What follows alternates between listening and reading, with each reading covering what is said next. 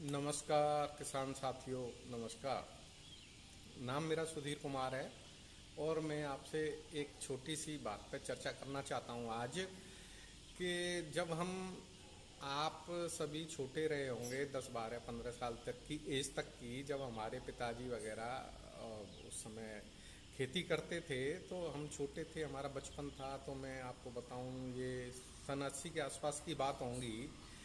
तो बरसात का जब सीजन हुआ करता था तो आपने कभी इस बात पर विचार किया है कि जब हम खेतों में जाते थे तो हमें बहुत सारे केंचुए मिलते थे खेतों में।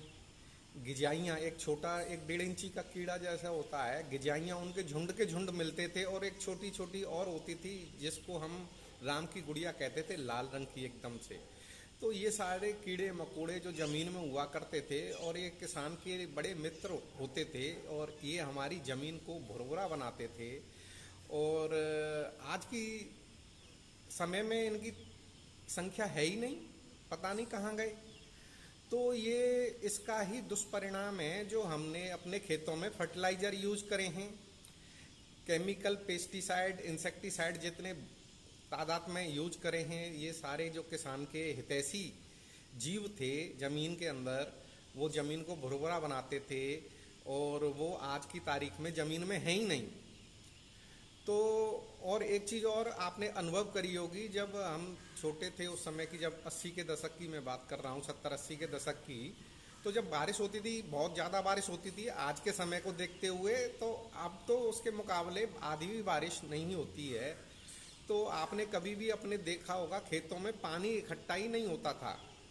आज इतना ज़्यादा पानी इकट्ठा हो जाता है और कई कई दिन पानी को सूखने में लगते हैं। तो आप इस बात पर विचार करो कि वो ज़मीन हमारी भुरभुरी, या जो ज़मीन में प्राकृतिक जो ये केंचुए वगैरह जो होल करते थे, छेद बनाते थे, आज वो ना होने की वजह से वो बनते नहीं हैं और कई कई दिन तक हमारी ज़मीन में पानी खड़ा रहता है।